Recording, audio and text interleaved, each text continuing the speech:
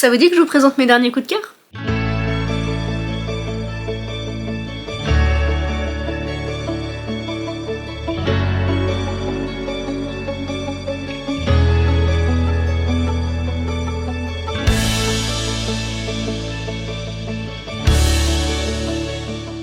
Coucou les petites étoiles, j'espère que vous allez bien. Je vous retrouve aujourd'hui pour vous présenter mes derniers coups de cœur livresques. Il n'y a pas tout ce qui est BD, tout ça, puisque je vais faire une vidéo spéciale graphique vu que j'en ai lu pas mal ces derniers mois. Donc là, je voulais vraiment m'axer sur les romans, ce que je lis majoritairement. Et donc, j'en ai quand même pas mal à vous présenter. On va donc commencer par celui qui me semble être le plus loin en termes de chronologie de lecture. Il doit dater du mois de novembre, je pense. Et le premier, c'est donc If We Were Villains, écrit par ML Rio, édité dans la collection Phipps, puisque j'ai la magnifique édition collector avec ce jaspage. Oh là là, mais quelle beauté vraiment. Juste, on va prendre une petite minute pour admirer ce livre sublime. Ok, voilà, non mais vraiment il y a un réel travail sur le jaspage qui est magnifique et je pense que c'est même le plus beau jaspage de toute ma bibliothèque. Dans cette histoire on suit principalement Oliver qui a été envoyé en prison il y a déjà 10 ans. Et là vous allez vous demander mais pourquoi ? Eh bien parce qu'il y a 10 ans, quand il était encore dans son école de théâtre, eh bien il avait un groupe d'amis avec qui il jouait, enfin c'était sa licence en fait, ils étaient pas très nombreux. Et un beau jour il y a eu un meurtre, enfin en tout cas un d'eux est décédé et donc une enquête a été ouverte. Comment ça s'est passé ? Qu'est-ce qui s'est passé ? Qui aurait tué cette personne ? Je vous laisserai le loisir de le découvrir. Et la petite précision pour celui-ci, c'est que c'est une histoire qui est basée sur un peu les mythes shakespeariens, si on veut, tous les textes de Shakespeare, dans le sens où on va reprendre certaines citations. Après, comme je l'ai lu en français, c'est un peu différent. En termes de langage, les termes de citation, tout ça, c'est assez différent, mais en même temps, on retrouve vraiment les codes et les phrasés ça se dit, de Shakespeare. En plus de ça, il y a une enquête.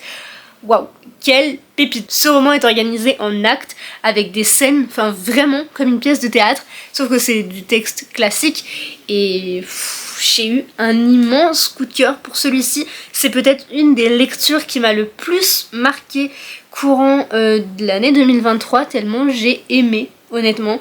Il m'a transportée et pourtant j'avais quand même un peu vu venir la fin. Disons qu'on l'avait un peu deviné parce que je l'ai lu en lecture commune avec mes copines et on l'avait tout un petit peu deviné, mais malgré ça, j'ai été transportée et j'étais choquée.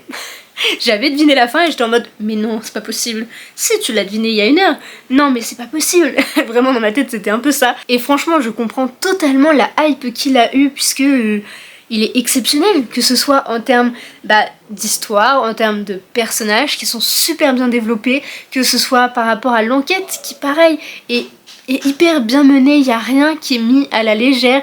L'autrice, c'est une autrice je crois, ML Rio, ou l'auteur tout du moins, a fait énormément de recherches et ça se sent, ça se voit. Et rien que pour ça, on ne peut qu'applaudir les recherches de l'autrice. Dernière petite chose que je voulais aborder sur celui-ci, les personnages ont vraiment un passé, un vécu qui est extrêmement bien retranscrit et chaque personnage a des caractéristiques, on suit à peu près tout le monde et juste pour ça, mais ce roman n'est pas super épais et pourtant il est d'une richesse. Chaque mot est hyper bien placé, très justement, tout est calculé et franchement c'est époustouflant à lire, donc je ne peux que vous le recommander. Je sais que certaines personnes n'ont pas trop accroché, mais vraiment, essayez, donnez-lui sa chance, il en vaut vraiment le coup, en tout cas pour moi. Toujours en novembre, j'ai terminé une duologie, et pas des moindres, puisqu'il s'agit de Mystic Flown, écrit par Dana Bichalis, édité chez Girlstream, juste avec l'apparition des nombreux post-it.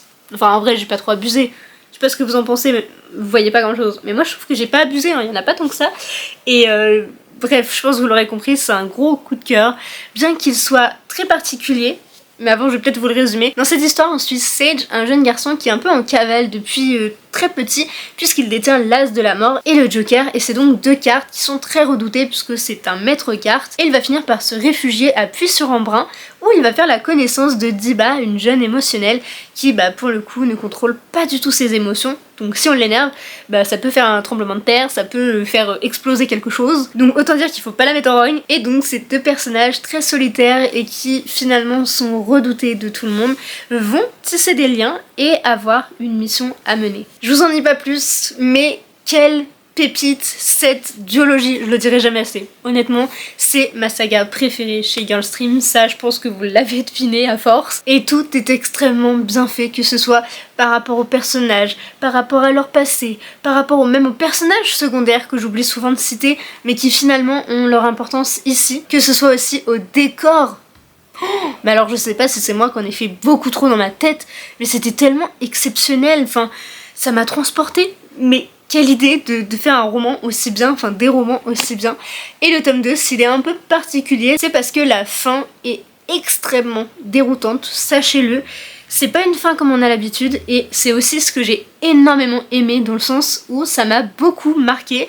C'est tranchant, en fait, la fin elle arrive et bam, fin. Et ça me laisse de marbre, et du coup je suis encore choquée, mais en vrai c'est une bonne chose, puisque je m'en souviens aussi bien. Et je suis très triste d'avoir quitté ces personnages et cet univers que j'aime tant. Donc je pense que dans quelques années, quand ça sera un petit peu parti de mon esprit ou que ce sera un peu plus effacé qu'à l'heure actuelle, je les relirai pour ressavourer en fait ces deux personnages, notamment cette Jediba, que j'aime plus que tout. Et dernière petite chose, la plume de Dana est d'une douceur, elle est belle, elle est poétique, j'adore, enfin vous l'aurez compris. Énorme coup de cœur aussi pour celui-ci. Décidément, courant novembre, c'était un peu le mois des coups de cœur, j'ai l'impression, et j'ai lu, et je me suis mise à jour dans La Passeuse de mots, avec le 3e tome, qui s'intitule La mémoire de la lune. Petite merveille, juste, vous le savez, j'aime La Passeuse de mots plus que tout. Vraiment, c'est pareil, une saga que j'aime énormément. Alric et Jennifer peuvent faire je ne sais combien de tomes, donc il y en a 7 de prévus, mais ils peuvent en faire plus. Je pense que je les suis jusqu'au bout, tellement je suis passionnée par leur univers, par les personnages, et je vous ai pas fait le résumé tellement je m'emporte, mais vous l'aurez compris, j'aime d'amour cette saga, je la suis depuis les débuts et je ne regrette absolument pas. Comme c'est un tome 3, je vais rebasculer sur le tome 1. On suit donc Arya, une jeune fille qui est fille de la pâtissière royale et qui va donc l'aider durant ses missions pour apporter ce qu'elle a pâtissé. Et comme elle le fait depuis qu'elle est toute petite, elle est amie avec le prince qui se trouve dans le royaume. Je sais plus son nom. Alden ? Non, c'est pas Alden. J'ai oublié son nom. Bon, je ne sais plus, mais dans tous les cas, un jour, ils vont être là-bas, et en fait, il va y avoir une attaque, comme les marcheurs blancs dans Game of Thrones, ou en tout cas, c'est comme ça que je les imagine. Et donc, tout le monde va être tout le monde va disparaître, la ville va être sans dessous, et ils vont prendre possession du royaume d'Hélios, justement, parce que c'est le nom du royaume. Et donc, elle va courir, elle va se réfugier dans la forêt, et là, quelqu'un, une entité, je ne dirais pas qui, va lui dire « Tu es la nouvelle passeuse de mots ». Et donc là commence l'histoire. Je pense qu'à force que tout le monde en parle, vous le savez, mais elle est donc épaulée par plusieurs personnages, et notamment Killian Nightbudger, qui est un book boyfriend de beaucoup de monde, parce que c'est Killian quoi, franchement, comment ne pas succomber à son charme. Enfin j'abuse un peu, en vrai c'est peut-être pas mon préf, mais c'est vrai que je l'aime beaucoup aussi. Comment je me cherche des excuses alors qu'en fait si, je l'aime trop. Et donc ce 3e tome est pareil, une énorme pépite, tout comme les 2 premiers. L'univers est toujours aussi bien travaillé, toujours aussi riche, toujours aussi évolutif, j'ai envie de dire, puisque dans chaque tome on évolue dans l'univers en lui-même. Bon là c'est un peu triste, j'ai pas la carte à vous montrer, mais dans les reliés elle est présente, et honnêtement elle est magnifique, et c'est exactement comme ça que je m'imagine l'univers, donc à quel point franchement c'est très bien retranscrit. En plus de ça ils ont une plume super poétique, douce, c'est tellement beau et touchant, mais à combien de reprises j'étais en mode oh, mais waouh c'est trop beau, c'est trop bien, et il y a des moments où j'avais envie de pleurer, d'autres je m'énervais, enfin on vit vraiment cette histoire quand on la lit et qu'on l'aime, on la vit pleinement et passionnément je pense, parce que c'est vraiment une histoire de passion, voilà j'ai pas d'autres mots. Et pour vous dire à quel point j'ai aimé et que j'aime cette saga, je vais me faire une relecture audio du 3e tome, audio parce que ça reste une brique, parce que en avril je crois, mars-avril, il y a le tome 4 qui sort, et je vais avoir tout bien en tête pour être vraiment parfaitement et pleinement plongée dans l'univers pour pouvoir attaquer déjà le 4e tome. J'espère que c'est suffisamment cohérent ce que je vous raconte, mais j'aime tellement ces petits bébés, vraiment. Alric et Jennifer, je vous suivrai jusqu'au bout du monde pour cette histoire, vraiment, n'hésitez pas. Bref, je m'emballe, mais je les aime beaucoup. Et l'histoire aussi. Et oui, fin novembre, début décembre, j'ai encore eu un autre coup de cœur, à savoir Sous les étoiles, le Bloomstone Manor, dont je vous ai parlé dans la vidéo du 14 février, donc je crois que c'était un mercredi, écrit par Barry Hochard, édité chez Casterman, pour la simple et bonne raison qu'il y a une petite romance à l'intérieur, mais voilà, c'était juste pourquoi je l'ai mis dans cette vidéo là. Je vous fais un résumé extrêmement rapide, parce que si vous avez vu l'autre vidéo ça va faire extrêmement redondant, mais on suit Agathe Langley, une jeune fille de 19 ans qui vit dans une famille assez riche et ses parents veulent qu'elle se marie, qu'elle aille de balle en balle, qu'elle trouve des garçons avec qui danser et un pour se marier, sauf qu'elle ne l'entend pas de cette oreille, et elle est passionnée d'astrophysique. Elle veut vivre de ça en fait, tout simplement, elle veut vivre de sa passion et sa gouvernante l'aide dans cet objectif. Un jour ses parents vont l'emmener chez un de ses voisins pour qu'elle découvre un peu plus le monde aristocratique, qu'elle se fasse des connaissances, et ils vont tomber sur donc Lord Stone, un homme qui était ancien professeur d'astrophysique. Vous vous doutez que tous les deux vont être en grande conversation, ils vont très bien s'entendre et il va même finir par la prendre sous son aile. Bon, je vous en dis pas plus pour le résumé, mais il faut savoir que pour ce roman, j'ai été assez mitigée sur si c'était un coup de cœur ou pas, dans le sens où j'ai adoré. Vraiment, j'ai adoré, plus. Et quand j'ai fini ma lecture, j'ai eu extrêmement de mal à en sortir déjà, et je ne savais pas si c'était réellement un coup de cœur. Sauf qu'en fait, plus les jours et les mois passaient, et plus je fais que d'y penser. J'y pense tout le temps, en fait. Et c'est même des fois inconscient, je me dis, ah machin et tout, il y avait ça, et juste comme ça j'y pense, je le vois, je suis en mode, oh, c'était trop bien, et du coup je me suis rendu compte que c'était vraiment un coup de cœur. Parce que il parle de tellement de choses, que ce soit par rapport à la science, par rapport à l'époque, puisqu'on est en 1898, je me rappelais plus de l'époque, mais aussi sur la romance, sur... Enfin, il y a tellement de choses en fait pour que ce roman soit juste exceptionnel, et pourtant il est pas très gros, donc comme quoi on peut faire d'excellents ouvrages en pas non plus énormément de pages. Et j'ai été captivée par les personnages, que ce soit d'Agathe, que ce soit aussi de Lord Stone ou de Adrien, que vous découvrirez un peu plus tard. Et franchement ils sont tous exceptionnels, et bah, la petite romance qu'il y a elle est toute douce, toute mignonne, et pour le coup très slow burn, vraiment je pourrais même mettre ce passage au ralenti tellement ce roman est slow burn, et c'est aussi ce que j'ai adoré dans celui-ci, et sincèrement je pourrais que vous le recommander. Toutes les personnes à qui je l'ai recommandé l'ont adoré, donc comme quoi ça prouve que ce roman est quand même exceptionnel. Et d'ailleurs, petite info au passage, l'autrice va sortir un roman sur Stone qui s'appelle La première rose de Bloomstone, si je ne dis pas de bêtises sur les titres, et ce courant d'avril-mai, je sais plus la date exacte, mais j'ai extrêmement hâte vraiment de le découvrir et de replonger dans cet univers avec ces personnages, enfin... Juste c'était trop bien, et j'aimerais beaucoup organiser une lecture commune sur celui-ci, donc n'hésitez pas à me dire si ça pourrait vous intéresser, mais du coup ce serait le mois de la sortie. Donc trop hâte, en tout cas moi, de venir plonger, et j'espère aussi que ça pourra vous intéresser. Les deux qu'il reste sont des quasi coups de cœur, et le premier que je voulais vous parler, je ne l'ai pas en physique puisque c'est Il nous restera ça de Virginie Grimaldi, que j'ai écouté en audio sur Nextory, et donc je n'ai pas encore acheté de version papier, même si j'ai tellement aimé que je l'achèterai un jour, c'est obligé pour agrandir cette collection. Et donc pour le résumé, je vais m'aider de mon petit téléphone, puisque sinon j'ai plus tous les éléments en tête par rapport aux âges, aux personnages et tout. Et donc dans cette histoire on va suivre trois personnages. La première c'est Iris qui a 33 ans et qui n'a que sa valise, c'est toute sa vie, elle a que ça, en fait, c'est ses seuls biens. Ensuite il y a Théo, 18 ans, qui malheureusement a une vie très compliquée, il vit avec très peu, et quand il a quelque chose comme une voiture par exemple, bah pour lui c'est son seul bien en fait, il vit dedans, et il a peu de rêves, mis à part trouver un toit et s'en sortir. Et la troisième c'est Jeanne, 74 ans, qui vient de perdre son mari et qui donc se sent très seule et elle a du mal à vivre son deuil. Ces trois-là n'étaient pas du tout faits pour se rencontrer,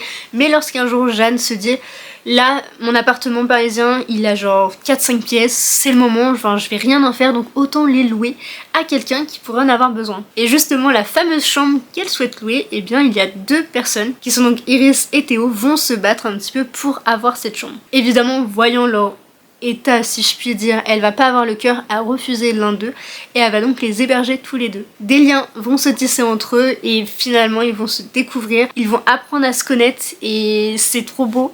Trop mignon, enfin ils vont former une petite famille. Je vous en dis pas plus parce que voilà, il faut vraiment que vous le découvriez par vous-même, mais il m'a beaucoup touchée et c'est peut-être un de ceux limite que j'ai préféré de Virginie Grimaldi. Franchement il était beau, il était doux, et comme chacun de ses romans, je sais pas comment elle fait, chaque personnage est très pas particulier, mais il est très propre à lui-même et ils arrivent à très bien se compléter et ils ont une histoire hyper touchante et ils vont se découvrir, renaître, enfin c'est extrêmement beau Et j'avais beaucoup aimé, tout comme sa plume qui marche toujours aussi bien pour l'instant sur moi, donc je continue dans cette lancée. Et honnêtement ça m'a fait extrêmement plaisir de la découvrir parce que c'était à l'occasion d'un challenge. On m'a dit bah écoute ça c'est la reco, si tu le lis t'as plus de points. Je fais bon bah let's go, de toute façon c'est Virginie Grimaldi, je perds rien, de toute façon je suis sûre que ça va me plaire. Effectivement ça a été une très très belle lecture que je regrette absolument pas et qui me marque encore à l'heure actuelle, donc ouais, c'était extrêmement beau, ne serait-ce que pour la phase du deuil avec Jeanne, j'ai été hyper touchée. J'avais des petites larmichettes, alors que sur les audios, c'est quand même un peu plus rare. Mais elle y arrive très bien, Virginie Grimaldi. C'est un peu horrible d'ailleurs. Et enfin le dernier que je voulais vous présenter, qui est pareil, très proche du coup de cœur. Il s'agit de Twin Crowns, que j'ai lu juste après Montreuil, puisque je l'ai acheté là-bas quand il y avait les autrices. Donc Catherine Doyle et Catherine Weber, qui est donc éditée chez Bayard, et je m'attendais pas du tout à tomber sur elles, et elles étaient là, il y avait personne à leur stand. J'ai fait bon bah let's go, je perds rien, enfin si on va dire 18 € entre guillemets, mais honnêtement j'ai tellement aimé que bah je suis très contente d'avoir été les voir. Elles étaient toutes mignonnes, toutes douces, et donc j'ai craqué. Dans cette histoire on suit deux jumelles, donc Vraine et Rose, qui ne se connaissent pas du tout. Vraine a été élevée par les sorcières et pour elle il faut juste abattre la couronne pour reprendre possession du royaume.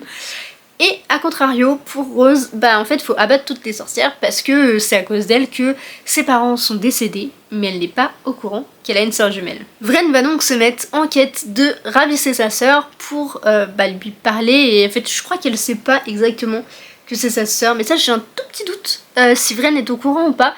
Et pour Rose en tout cas c'est sûr que non, et finalement elles vont finir par inverser leur rôle pour plusieurs raisons, et... Enfin, je sais pas comment expliquer, mais c'était trop bien fait. J'ai adoré et j'ai qu'une envie, c'est de me jeter sur le tome 2 qui n'est pas encore disponible en audio. C'est pour ça que j'ai pas encore continué. Mais je sais que je vais lire la suite parce que c'était trop bien. J'étais hyper surprise. Honnêtement, j'en suis encore super surprise. L'histoire se déroule extrêmement bien, c'est hyper fluide. Le fait que ce soit des jumelles, mais qu'elles soient pas au courant tout de suite, et puis qu'après elles doivent inverser les rôles, mais que finalement il va se passer quelque chose, c'est génial. Et le plot twist de fin, je suis encore choquée, honnêtement, c'était trop bien. J'ai encore du mal à m'en remettre de ce plot twist de fou, et j'ai qu'une envie, c'est de m'acheter la suite pour lire la suite. Mais comme j'ai lu le tome 1 en audio, j'aurais potentiellement du mal à le lire en papier, c'est pour ça que j'attends un petit peu. Mais il va pas falloir que ça traîne trop en Next Story, parce que là, il faut que je lise la suite. Honnêtement, c'est limite vital. En tout cas, bien que ce soit un duo d'autrices, leur plume est hyper fluide. Honnêtement, on voit pas spécialement la différence. En tout cas, moi je l'ai pas ressenti. Donc peut-être parce que c'était en audio, mais j'ai pas ressenti la différence. Au niveau de l'écriture, c'est comme si c'était la même personne qui avait écrit les deux points de vue. Donc déjà, chapeau. Et justement, d'avoir cette alternance de points de vue, c'est extrêmement bien fait, mené, et ça apporte une vraie plus-value à l'histoire, donc vraiment chapeau. Vous l'aurez compris, je ne peux que vous recommander tous ces romans que j'ai vraiment beaucoup aimé, avec des coups de cœur, ou presque. J'espère vous avoir convaincu de les découvrir. Si c'est déjà fait pour vous, n'hésitez pas à me dire ce que vous en avez pensé dans les commentaires, pour qu'on puisse échanger dans les commentaires. Et sur ce, je vous fais plein de gros bisous, et à très vite dans une prochaine vidéo. Bye!